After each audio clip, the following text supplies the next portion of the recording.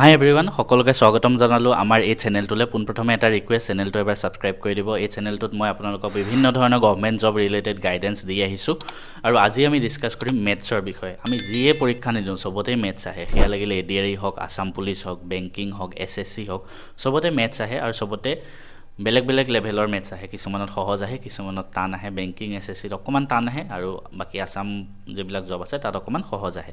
আৰু আমি সদায় মেথছলৈ ভয় খাওঁ, ঠিক আছে। আমি কিছুমান পৰীক্ষা হয়তো আমাৰ এনেকুৱাও হৈ গৈছে য'ত আমি মেথছৰ কাৰণেই আমি এক্সামটো কোৱালিফাই কৰিব নোৱাৰোঁ। গতিকে আমি আহকচোন কথা পাতোঁ মেথছৰ যিটো ভয় কেনেকৈ আঁতৰাম আৰু 2-3 মাহ সময়ত নিজক কেনেকৈ মেথছত ষ্ট্ৰং বনাব পাৰিব। মোৰ লগত থাকক, মই আপোনালোকক সহায় কৰিম। পোনপ্ৰথমে কৈ থওঁ, মোৰ ভিডিঅ' কিয় চাব লাগে। মই নিজে মেথছত সৰুৰ পৰাই অলপ ষ্ট্ৰং আছিলোঁ আৰু এতিয়াও হয়। সেইটো কাৰণে মই মেট্ৰিকতো মেথছত হাইষ্ট মাৰ্ক পাইছিলোঁ 100 আউট অফ 100 এণ্ড এডভান্সত 99 পাইছিলোঁ। তাৰপিছতে হাই ছেকেণ্ডেৰীটো মেথছত অল আছাম হাইষ্ট পাইছিলোঁ 99। তাৰপিছত JEE মেইনছ ক্ৰেক কৰিলোঁ in my first attempt. BTech পাছ কৰিলোঁ NIT চিলচৰ পৰা। তাৰপিছত 22 বছৰ বয়সতে 3টা গভৰ্ণমেণ্ট বেংক এক্সাম ক্ৰেক কৰিলোঁ ভাল আৰু চবত মেথছ টান আহেই তাতে প্ৰিলিমছ মেইনছত। গতিকে মেথছখিনি মই সৰুৰ পৰাই চাই আহিছোঁ আৰু যোৱা 5 বছৰ ধৰি মই মেথছ এণ্ড ফিজিক্সত মেথছৰ ৰিলেটেড বিভিন্ন গাইডেঞ্চ দি আহিছোঁ। মই এটা লিষ্ট বনাই লৈ আহিছোঁ আপোনালোকক কেনেকৈ পঢ়িব।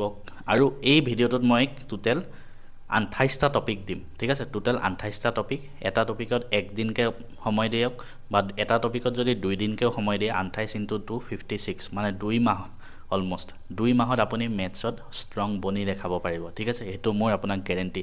ডেইলি 3 ঘণ্টাকৈ এই 28টা টপিকক টাইম দিয়ক।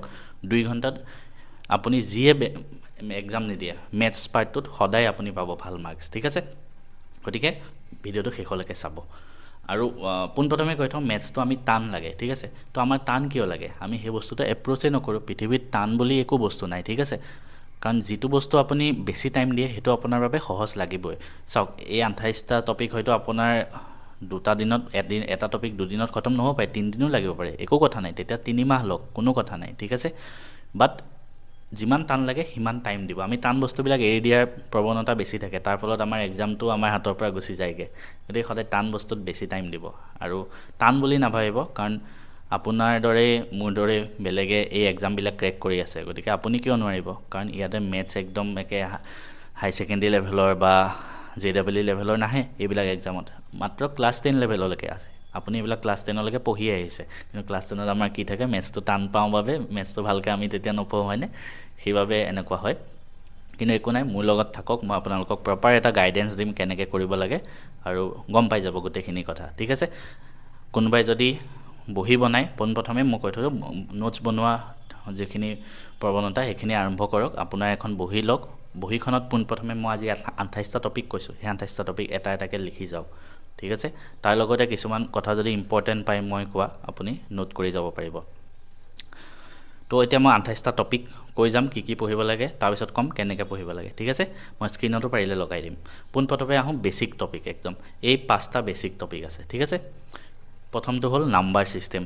আপুনি নাম্বাৰবিলাক জানিব লাগিব, নেচাৰেল নাম্বাৰ, ৰিয়েল নাম্বাৰ, তাৰপিছত ৰেচনেল, ইৰেচনেল, স্কুৱেৰ নাম্বাৰ, চব বস্তু জানিব লাগিব। তো number system first topic. Second topic হ'ল HCF এণ্ড LCM, মানে অসমীয়াত হ'লে লসাগু আৰু গসাগু, সেইখিনি জানিব লাগিব।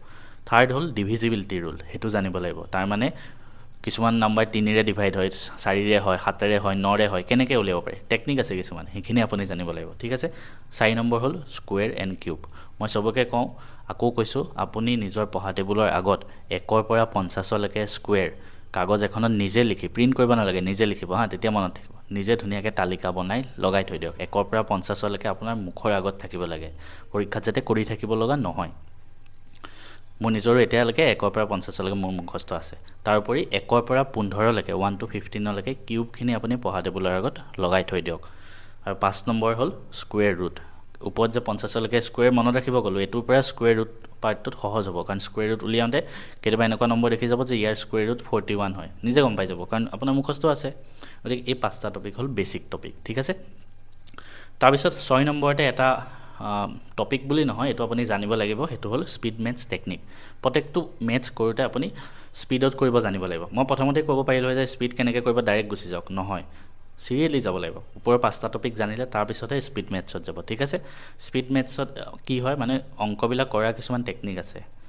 আমি ক্লাছ 10 লৈকে ধুনীয়াকৈ ষ্টেপ বাই ষ্টেপ কৰিব শিকি আহিছিলোঁ আমাৰ ভুল তাতেই আছিলে কাৰণ আমি যদি তেতিয়াই শ্বৰ্টকাট শিকিলোঁ হয় আমি এতিয়া এক্সাম কিছুমান ক্ৰেক কৰিব পাৰিলোঁ হয় স্পেচিয়েলি বেংক এক্সামত শ্বৰ্টকাট লাগিবই তো শ্বৰ্টকাট আপোনালোকে শিকিব লাগিব ক'ৰ পৰা শিকিব কি শিকিব মই ধুনীয়াকৈ ক'ম পিছত আপুনি জাষ্ট নোট কৰি ৰাখক তাৰপিছত আহোঁ এৰিথমেটিক মানে হ'ল কিছুমান ৱৰ্ড প্ৰব্লেম দীঘলীয়া ৱৰ্ড থাকে বা সৰু সৰু লাইন থাকে তাৰ পৰা আমি এৰিথমেটিক কুৱেশ্যন কৰিব লাগে এইবিলাকো আহে হে তো মই যিখিনি টপিক কৈ আছোঁ প্ৰত্যেকটো গভৰ্ণমেণ্ট এক্সামতে এইবিলাকে আহে তো নেক্সট মই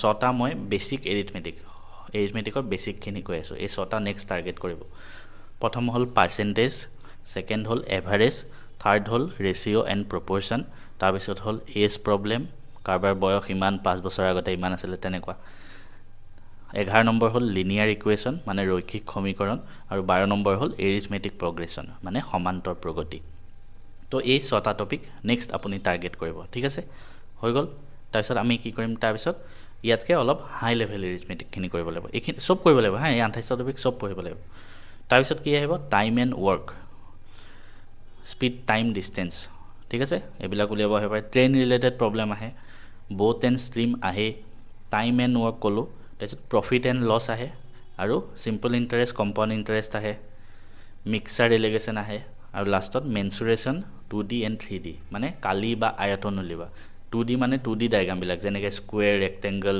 চাৰ্কেল সেইবিলাক আৰু 3D মানে হ'ল 3D ডায়েগ্ৰাম যেনেকৈ বেলন মানে চিলিণ্ডাৰ কোন স্ফিয়াৰ সেইবিলাক তো এই গোটেইখিনি হ'ল এৰিথমেটিকৰ অকণমান হাই লেভেল টপিক তো এতিয়ালৈকে আমি 20টা টপিক শেষ কৰিলোঁ ঠিক আছে এই 20টা ধুনীয়াকৈ আপুনি নোট কৰিব তাৰপিছত আহে ডিআইবিলাক বেংক এক্সামত আহে বেছিকৈ আৰু SSCত আহে বেছিকৈ তো ডিআইখিনি আপুনি যদি সেনেকুৱা এক্সাম দিব বিচাৰিছে জানিব লাগিব ডিআই মানে হ'ল কিছুমান টেবুল বা ডেটা বেলেগ বেলেগ টেকনিকত দিয়ে তাৰ পৰা আপুনি জাষ্ট এনচাৰ উলিয়াব লাগে একেবাৰে সহজ বস্তু হয় ইয়াৰ বাবে আপুনি একো জানিব নালাগে জাষ্ট কেলকুলেশ্যন জানিলেই হ'ল আৰু প্ৰেক্টিচ থাকিলেই হ'ল তো ডিআই টাইপ আছে টেবুলাৰ ডিআই বাৰ গ্ৰাফ পাই চাৰ্ট লাইন গ্ৰাফ আৰু মিক্সাৰ ডিআই ঠিক আছে এইকেইটা হ'ল টাইপ আৰু লাষ্টত বেংক এক্সামত বেছিকৈ আহে ইয়াৰ পৰা নাম্বাৰ ছিৰিজ আৰু কোৱাড্ৰেটিক ইকুৱেশ্যন ভালকৈ জানিব লাগিব নাম্বাৰ ছিৰিজ কোৱাড্ৰেটিক ইকুৱেশ্যন চবতে আহে বাৰু আৰু তাৰ উপৰি জিঅ'মেট্ৰি এই 3টা টপিক লাষ্টত আপুনি পঢ়িব মানে 28টা টপিক আমাৰ হৈ গ'ল ঠিক আছে ধুনীয়াকৈ মই স্ক্ৰীণত আপোনালোকক লগাই দিম আপোনালোকে তাৰ পৰা লিখি ল'ব এতিয়া কথাটো হ'ল আমি টপিকখিনি ক'লোঁ কেনেকৈ পঢ়িম ক'ৰ পৰা পঢ়িম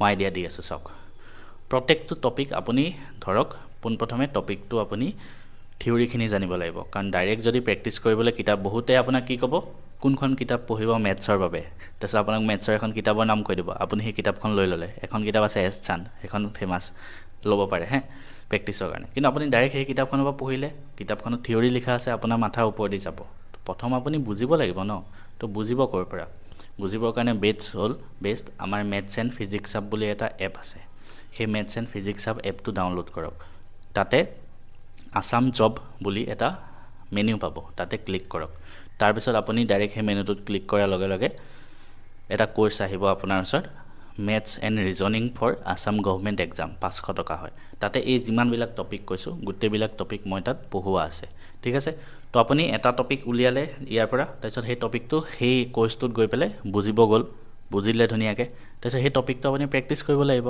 তো প্ৰেক্টিছ ক'ৰ পৰা কৰিব প্ৰথম কথা আপুনি প্ৰেক্টিছ কৰোঁতে এনেকুৱা ভাবিব লাগিব যে এক্সামত কম সময়ত মোৰ এইখিনি বস্তু প্ৰেক্টিছ হয় নে নহয় তাৰ কাৰণে আপোনাক লাগিব মক টেষ্ট তো মক টেষ্টটো তাতেই আছে য'ত এক্সাম টাইপৰ এনভাইৰনমেণ্ট থাকে সেই কোৰ্চটো ল'লেই পাব প্ৰত্যেকটো চেপ্টাৰৰে এটা চেপ্টাৰ পঢ়িলে বুজিলে মোৰ পৰা তাৰপিছত ধুনীয়াকৈ সেইটো প্ৰেক্টিছ কৰিব ওপৰত টাইমাৰ চলি থাকিব এনেকুৱা লাগিব এক্সাম চলি আছে তো সেইটো দিব তাত কিন্তু মক টেষ্টটোত মাত্ৰ আপুনি 20টা 30টা কুৱেশ্যন পাব আপোনাক আৰু কুৱেশ্যন লাগিব তো তাৰপিছত সেই টপিকটোৱে আৰু কুৱেশ্যন আপুনি এছ চান কিতাপখনৰ পৰা প্ৰেক্টিছ কৰিব পাৰে নহ'লে সেইটোও যোগাৰ মই লগাই দিছোঁ মোৰ সেই কোৰ্চটোতে আপুনি মেথছৰ এটা বাণ্ডল পাব PDF য'ত আপুনি প্ৰত্যেকটো টপিক সেই বাণ্ডলটোৰ পৰা প্ৰেক্টিছ কৰিব পাৰিব প্ৰত্যেকটো টপিক তাতে আছে ঠিক আছে তাৰ মানে মই যদি এটা কথা কওঁ আপুনি এদিন প্ৰথম দিনা মোৰ ধৰ এটা ক্লাছ আধা ঘণ্টাৰ পৰা 1 ঘণ্টা হয় তো সেই 1 ঘণ্টাটোকে আপুনি 2-3 বাৰ চাই টপিকখিনি বুজি ল'লে এটা দিন সেনেকৈ গ'ল ধৰ 3 ঘণ্টাৰ পিছৰ দিনটোত আপুনি প্ৰেক্টিছ কৰক মক টেষ্ট প্ৰেক্টিছ কৰক আৰু বাণ্ডল প্ৰেক্টিছ কৰক 2 দিনত এটা টপিক হৈ যাব তেনেকৈ আপোনাৰ 2 মাহত গোটেইখিনি হৈ যাব ঠিক আছে এতিয়া কথাটো কওঁ কোনোবাই যদি কোৰ্চটো ল'ব নোৱাৰেও আপুনি কি কৰিব টপিকটো মাৰি ইউটিউবত চাৰ্চ কৰিব যিমান ভিডিঅ' আহে যিকোনো যোনটো মানুহৰ আপুনি আগতে চাই বা ভাল পায় বা ভাল বুলি শুনিছে তেওঁৰ সেই ভিডিঅ'খিনি চাই এটা এটা টপিক বুজি ল'ব নোটছ বনাব মোৰ ভিডিঅ' চালেও নোটছ বনাব হা তাৰপিছত প্ৰেক্টিছ কৰিবৰ কাৰণে এছানখন ইউজ কৰিব পাৰে যোনে কোৰ্চ নলয় ঠিক আছে আৰু কোৰ্চ ল'লেতো গোটেইখিনি এটা জেগাতে মই ধুনীয়াকৈ আপোনালোকক আনি দিছোঁ 500 ৰুপিজতে গোটেইখিনি আছে ভিডিঅ'টো কেনেকুৱা লাগিল কমেণ্ট কৰিব আৰু যদি গাইডেন্স লাগে মোক কমেণ্ট কৰিব মই আপোনাক